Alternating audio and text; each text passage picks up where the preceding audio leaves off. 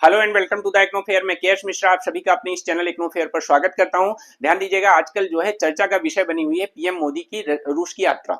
तो बेसिकली जो उनका वहां पे ग्रैंड वेलकम हुआ है और इतना जबरदस्त वेलकम हुआ है, वो देखकर जो है वेस्टर्न कंट्री जो खासकर यूएसए बहुत ही ज्यादा चिंतित दिख रहे हैं। ठीक है, मतलब आप उसको चिंतित कह लीजिए, आप उसको जो है जेलसी कह लीजिए, जो भी कहना हो, लेकिन बहुत ज्यादा। क्योंकि देखिए रशिया की बात करें, आप ऐसे आप देखिए कि रशिया पर इतने सारे सैंक्शन लगने के बाद में, मतलब 19,000 से ज्यादा सैंक्शन लगने के बाद में भी अभी जो हाल ही में रिपोर्ट आई है, तो सबसे ज्यादा मतलब अमीर देशों में शुमार हुआ है।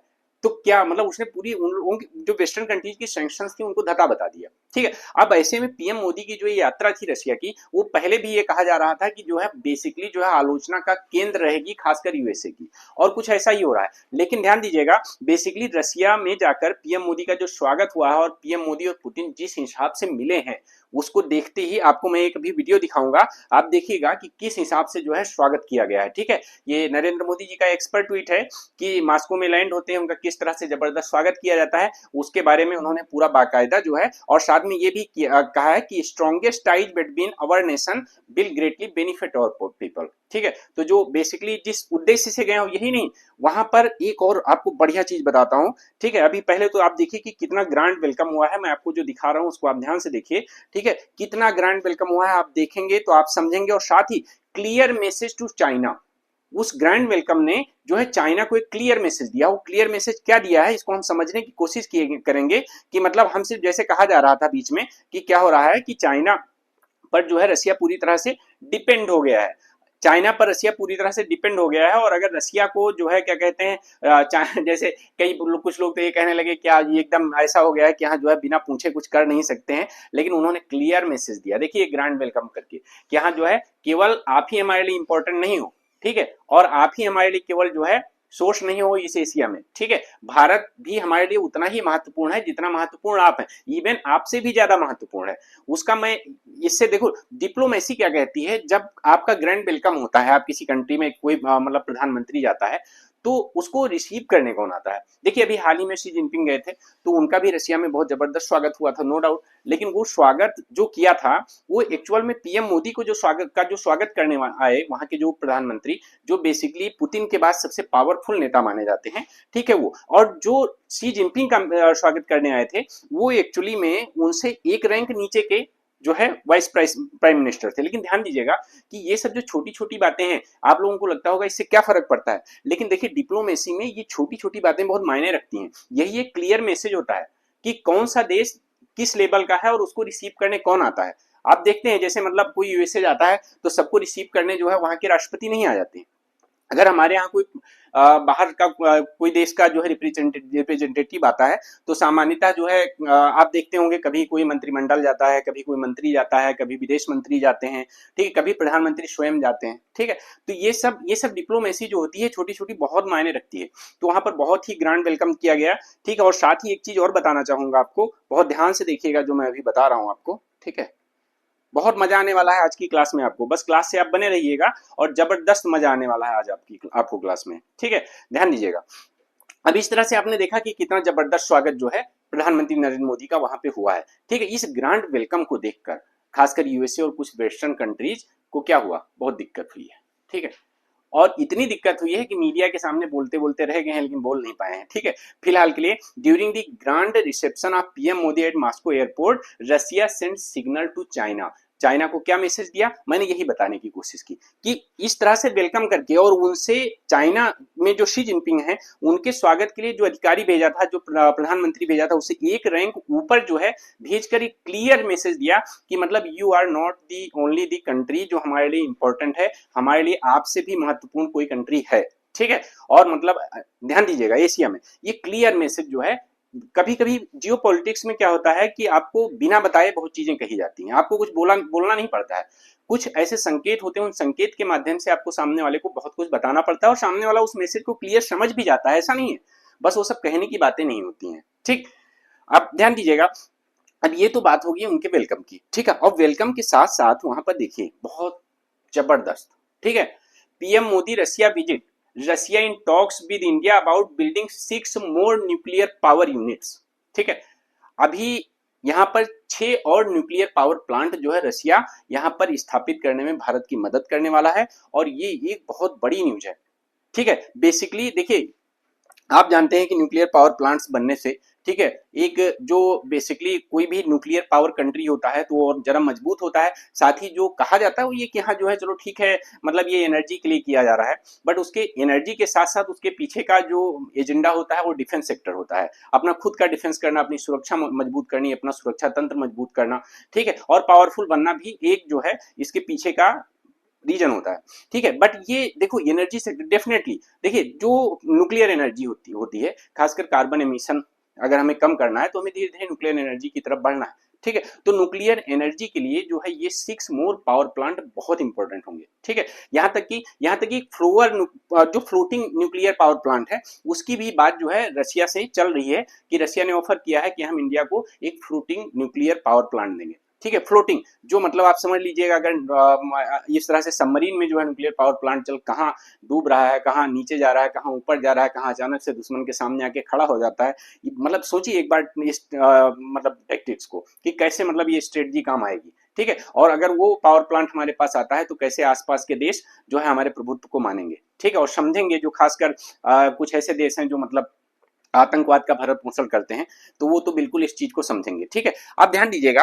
अब ये देखो ये तो एक हो गई हमारे ग्रैंड वेलकम की बात, लेकिन ध्यान दीजिएगा यहाँ पर क्या हुआ, एक सबसे बड़ी बात जो मैं आपको बताने वाला हूँ, ध्यान दीजिएगा। ठीक है, India has ability to persuade Putin to end Ukraine war US after PM Modi visit to Russia.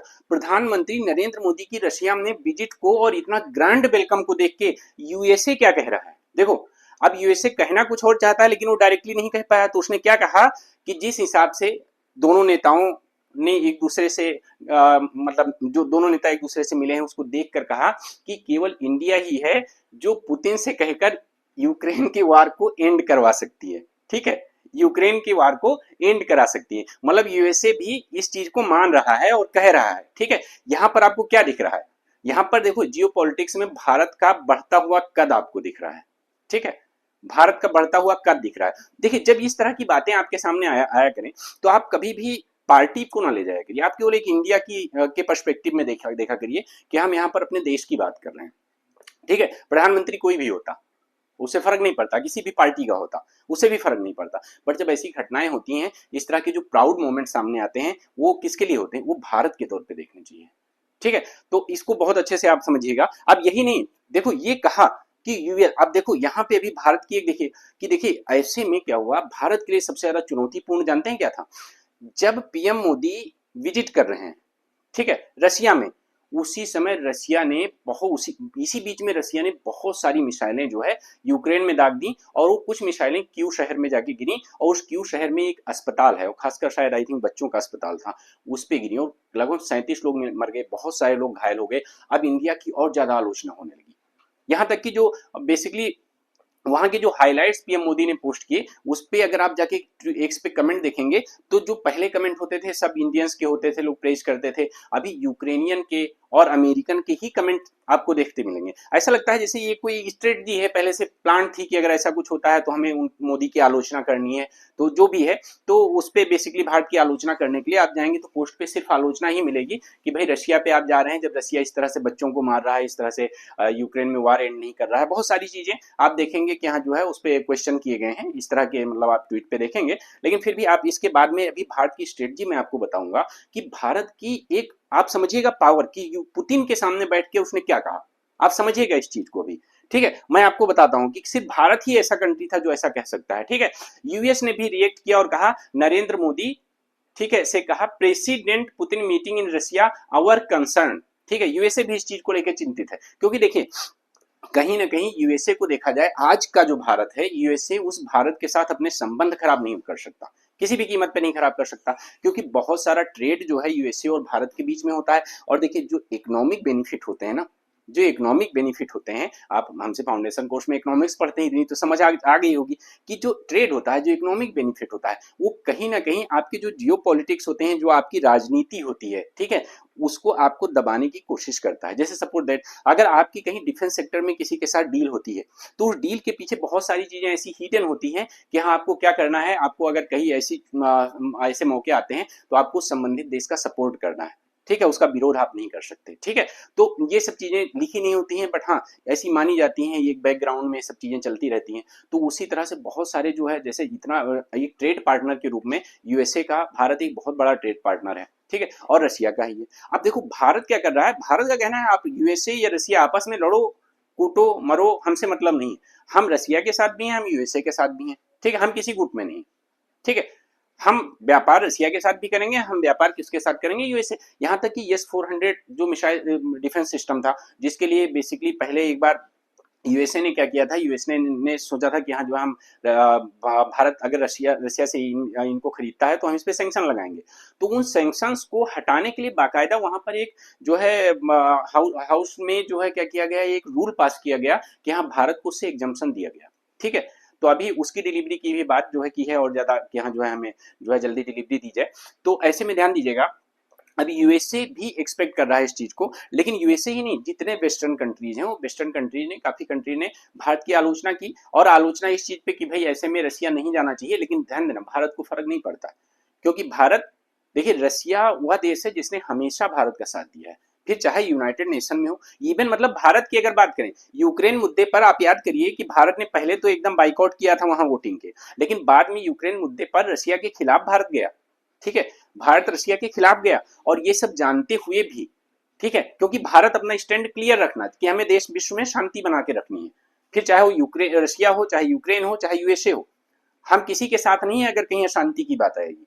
ये क्लियर मैसेज जो है रशिया के खिलाफ वोटिंग करके और यूक्रेन में वार को एंड करने के समर्थन में वोटिंग करके जो है भारत ने दिया था, ठीक है। लेकिन उसके बावजूद भी रशिया, मतलब रशिया और भारत की एक मतलब एक अंदरूनी दोस्ती देखिए कि रशिया जो है भारत से इस तरह से जो है कोई कॉन्फ्लिक्ट मोल नहीं लेना चाहता, इसके बावजूद भी जो है रसिया भारत के साथ। और दूसरी चीज कहीं ना कहीं देखें तो आप लोग, बहुत लोग सोचते होंगे भाई रसिया के ऊपर इतने सारे सैंक्शन लगे हैं तो उसकी मजबूरी भी है कि उसको एशिया में अपने ट्रेड बढ़ाना है, तो भारत के साथ भी वो दुश्मनी ले लेगा तो ट्रेड कहाँ करेगा। बट ये अभी की बात नहीं है, आप पहले से देखिए, चाहे वो बांग्लादेश का जो वार हुआ, जब बांग्लादेश बना 1971 में, तब भी रशिया ने भारत की मदद की थी, हमेशा रसिया ने भारत की मदद की थी। इवन 1960 से 1970 के बीच में जो है रसिया क्या करता था, बार्टर सिस्टम से एनर्जी और बाकी डिफेंस प्रोडक्ट जो है भारत को प्रोवाइड करवाता था, क्योंकि भारत के पास इतनी कैपेबिलिटी नहीं थी, इतना फॉरेन एक्सचेंज नहीं होता था कि वो ट्रेड कर सके। तो यूएसएसआर, तब यूएसएसआर था, रसिया नहीं था, ठीक है। तो बहुत सारी चीजें ऐसी थी। तो इस चीज को आप समझने की कोशिश कीजिए कि रसिया और भारत के संबंध बहुत मजबूत हैं, उसको ना तो यूएसए की वजह से वो टूट सकते हैं, ना यूक्रेन की वजह से टूट सकते हैं, ठीक है। लेकिन भारत अपना स्टैंड एकदम क्लियर रखता है, ठीक है। US said it has raised concern with India about it's Russia ties, ठीक है, मोदी मास्को। भाई जाहिर सी बात है कि यूएसए कंसर्न है कि भाई वहां पे जो, अब देखो इसी बीच में, अब आप ध्यान से समझिएगा, देखिए ये निसंदेह मैं इसका समर्थन नहीं करूंगा, एकदम दुखद घटना है कि इस बीच में क्या हुआ है कि लगभग में जो है बहुत सारी मिसाइलें क्यू पर रशिया ने छोड़ी, और वहां पर लगभग 37 लोग मर गए, ठीक है, लगभग में 37 लोग मर गए, और 37 लोगों के अलावा लगभग 170 लोग घायल हैं, ठीक है, 170 लोग घायल हैं। अब इसमें क्या किया गया, अब देखो यहाँ पे जेलेंस्की का ट्वीट है, व्लादिमीर जेलेंस्की का। अब जाहिर सी बात है, अगर भारत से ये कई बार इस चीज को लेकर रिक्वेस्ट भी कर चुके हैं कि भारत जो है रशिया को मना सकता है कि हाँ वो हम पे आक्रमण न करे, या मतलब हमारे साथ होने वाले युद्ध को एंड कर दे, लेकिन इसके बावजूद अब जब देखा जेलेंस्की ने कि भाई भारत कहाँ जा रहा है, रशिया विजिट कर रहा है, इतना जो है ग्रैंड वेलकम किया जा रहा है, यहाँ तक कि ग्रैंड वेलकम कैसे हुआ मैं आपको बताऊं, ठीक है। अब सबसे ज्यादा जो इन लोगों के लिए जो है एक कंसर्न की बात थी, वो क्या थी, मतलब कंसर्न या हम कहेंगे जलन की बात थी, वो क्या थी, मैं आपको एक वीडियो दिखाता हूँ, मतलब उसको आप देखिए बहुत ध्यान से। क्या हुआ उस वीडियो में कि पहले क्या होता है, बहुत ध्यान से देखिएगा कि मतलब पहले चीजें कैसे चल रही होती हैं कि मोदी का इतना ग्रैंड वेलकम होता है। ग्रैंड वेलकम के बाद जब वो पुतिन से मिलते हैं, ठीक है, जब पुतिन से मिलते हैं तो पुतिन उनको कहाँ ले जाते हैं आप जानते हैं, पुतिन ले जाते हैं उनको अपना रेजिडेंस दिखाने के लिए, शायद ही, ठीक है, कोई प्राइम मिनिस्टर ऐसा रहा होगा जिसको पुतिन ले गए हैं अपना रेजिडेंस दिखाने के लिए, ठीक है। आप देखिएगा बैकग्राउंड में मैं भी दिखाता हूं आपको, ठीक है। आप देखिएगा बहुत ध्यान से।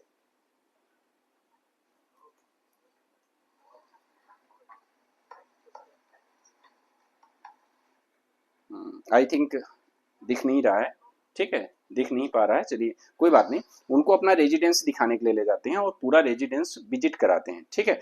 अब ऐसे में क्या हुआ कि यहाँ जो है ऑब्वियस सी बात है कि ये देखने योग्य था कि मतलब कैसे इन लोगों को जो है दिक्कत होती है वेस्टर्न कंट्रीज को खासकर, ठीक है। तो ऐसे में देखो अब इन्होंने एक देखो जेलेंस्की का ट्वीट देखिएगा बहुत ध्यान से कि रशियन मिसाइल ने क्या किया, बहुत सारे बच्चों के हॉस्पिटल पे यूक्रेन में जो है निशाना बनाया है, ऐसा कहा गया है। और साथ ही यहाँ देखो क्या लिखा है, it is a huge disappointment, ध्यान दीजिएगा, it is a huge disappointment, ठीक है, blow to the peace effort to see the leader of the world's largest economy hug the world's most bloody criminal in Moscow. मतलब वो कह रहे हैं कि विश्व का के सबसे बड़े डेमोक्रेसी का जो नेता है, सबसे बड़े, वो सबसे बड़े विश्व के सबसे बड़े क्रिमिनल को हक कर रहा है। तो जाहिर सी बात है इनका टारगेट कौन है, इनका टारगेट है भारत, भारत के प्रधानमंत्री नरेंद्र मोदी, ठीक है। क्योंकि साफ साफ लिख रहे हैं कि world's largest democracy hug the world's bloody criminal in Moscow, ठीक है। उनको गले मिलते देख के और फिर ये इनके अंदर की जो तिरमिलाहट थी ये बाहर आई। लेकिन ध्यान दीजिएगा, मैं इस घटना को कहीं भी सपोर्ट नहीं करता हूं भाई, ये घटना दुखद है। और इस पर सिर्फ ये नहीं, भारत ने भी इस पे क्या कहा आपको मैं अभी दिखाता हूं, आप देखिएगा कि भारत ने क्या कहा, ठीक है। भारत एक्चुअल में अगर बात करें तो इन सब मामलों में अपना स्टैंड एकदम क्लियर रखता है भारत, ठीक है, अपना स्टैंड एकदम क्लियर रखता है। आपको मैं दिखाता हूं, आप सोचेंगे और ध्यान से इसको सुनिएगा भी जो मैं दिखाने वाला हूं आपको, ठीक है। क्योंकि आपको देखिएगा कि इससे पता चलेगा कि भारत की जियो पॉलिटिक्स क्या है और भारत की उस जियो पॉलिटिक्स में अगर मैं बात करता हूं तो बाकी चीजें कहाँ स्थान रखती हैं, ठीक है। आप ध्यान दीजिएगा अभी।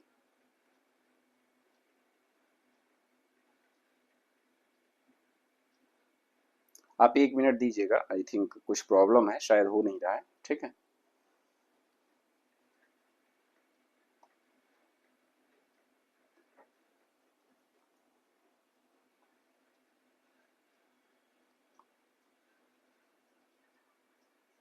हम्म, चलिए कोई बात नहीं, वो वीडियो प्ले नहीं हो रहा है। भारत ने क्लियर मैसेज दिया, ठीक है, क्लियर मैसेज दिया और क्या कहा कि हाँ जो है मतलब हार्ट ब्लीड्स, पुतिन के सामने बैठ के, आप अगर उस वीडियो को जाके देखिए, उस वीडियो में आप देखेंगे कि भारत पुतिन के सामने बैठ के इस चीज को बोल रहा है कि हाँ जो heart bleeds when children dies, और पुतिन झेप रहे हैं। लेकिन उसके बावजूद प्रधानमंत्री नरेंद्र मोदी इस चीज को लेके जो है इस घटना की निंदा करते हैं। आप सुनिएगा अगर आपको सुनाई दे रहा है। मानवता में विश्वास करने वाला हर, would you say yes to a software development job outside India? Well, 75 मैं आपको दिखाने की कोशिश कर रहा हूं, अगर दिख जाता है तो आप एकदम देखेंगे इस चीज को और आप मतलब चौंक जाएंगे कि मतलब किस तरह से जो है भारत अपनी जियो पॉलिटिक्स को लेके कितना मतलब किस तरह के कैसे कैसे स्टैंड ले लेता है, ये आप सोच और समझ भी नहीं पाएंगे, ठीक है।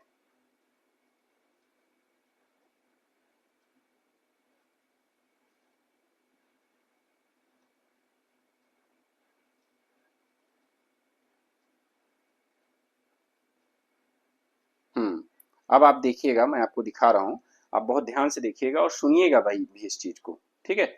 इस चीज को आप सुनिएगा जो मैं आपको दिखा रहा हूँ और इसके बाद में आपको चीजें समझ में आएंगी। आप देखिए कि भारत की जियो पॉलिटिक्स क्या है, बहुत ध्यान से सुनिए।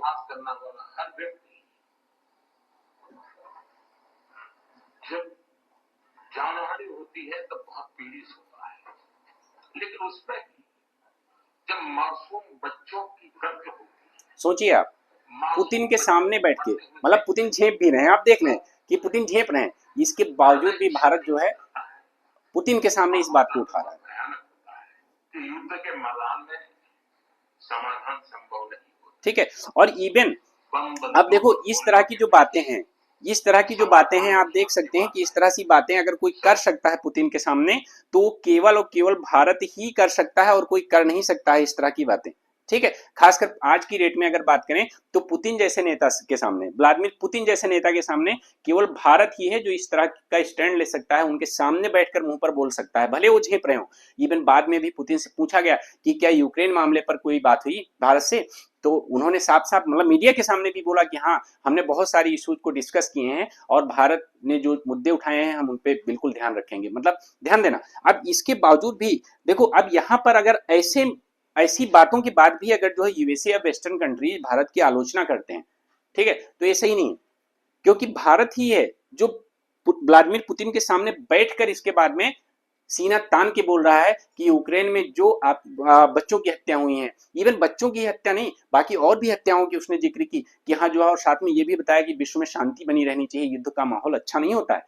ठीक है, पुतिन झेप रहे हैं, पुतिन समझ रहे हैं कि मुझे क्या कहा जा रहा है, लेकिन इसके बावजूद भी भारत सीना तान के पुतिन के सामने बोल रहा है। और इसके बावजूद वहां पे लगा था देखने वालों को कि हो सकता है कि पुतिन के बिहेवियर में चेंज आए, लेकिन पुतिन के बिहेवियर में कोई चेंज नहीं आया। इसके बाद उन्होंने ग्रैंड वेलकम किया और ये ले गए पूरा जो है भारत को अपना जो है रेजिडेंस दिखाने के लिए, ठीक है, अपना रेजिडेंस दिखाने के लिए भारत को ले जाते हैं, ठीक है, और बहुत जबरदस्त जो है वेलकम होता है, ठीक है। और यही नहीं, आपको एक चीज और बताना चाहूंगा कि यही नहीं, जो यहाँ इसके बाद की अगर मैं बात करता हूँ तो आप बहुत ध्यान से देखिए, कुछ आपको दिखा रहा हूं मैं, ठीक है। प्रधानमंत्री नरेंद्र मोदी को, ठीक है, प्रधानमंत्री नरेंद्र मोदी को रशिया का सबसे बड़ा अवार्ड, ठीक है, रशिया का सबसे बड़ा अवार्ड दिया गया है, ठीक है। आप इसको ध्यान से सुनिए और देखिए, ठीक है, सबसे बड़ा अवार्ड रशिया का प्रधानमंत्री नरेंद्र मोदी को दिया गया है, ठीक है, ठीक है।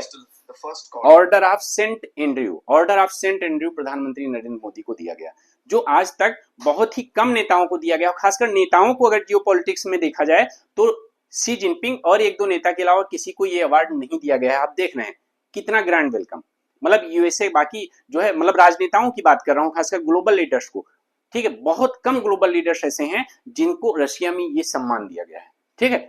अब आप एक बार भारत की स्थिति को सोचिए कि इतना बड़ा सम्मान भारत को जो है रशिया में मिला है, और साथ में अब इस चीज को देखकर ऑब्वियस सी बात है जो है वेस्टर्न कंट्रीज और खासकर यूएसए, उनको प्रॉब्लम तो थोड़ी सी होनी है, लेकिन उनको प्रॉब्लम ये नहीं, इसलिए नहीं होनी चाहिए मेरा मानना है, क्योंकि भारत ने एकदम उस पर सख्त कदम उठाया है, और सख्त कदम उठाते ही जो है मतलब उसने जो है रशिया की सामने एकदम फ्रंट में आलोचना की है। ऐसा भी नहीं कि कोई पीठ पीछे आलोचना की बात है, ठीक है। क्या कहा, India's Modi tells Putin that heart bleeds when children are killed, जब बच्चे मारे जाते हैं तो दिल दुखता है, ठीक, एकदम सामने बैठकर बोल रहे हैं इस चीज को, ठीक। अब पुतिन, आपने देखा वीडियो मैंने आपको दिखाया है कि पुतिन झेप रहे हैं, ठीक है, लेकिन इसके बावजूद भी भारत का जो स्टैंड है वो क्लियर स्टैंड है कि भारत इस चीज में कोई भी कंप्रोमाइज करने के लिए तैयार नहीं है, ठीक है। तो इस चीज को आप एक भारत का क्लियर मैसेज समझ सकते हैं पूरे विश्व को कि भारत जो है शांति चाहता है, पूरे विश्व में शांति चाहता है। भारत जो है ऐसा नहीं है कि यहाँ जो है और कहीं भी किसी भी रूप में, चाहे आतंकवाद हो चाहे युद्ध हो, उसकी भारत जो है पूरी तरह से निंदा करता है, इसको ध्यान दीजिएगा, ठीक है।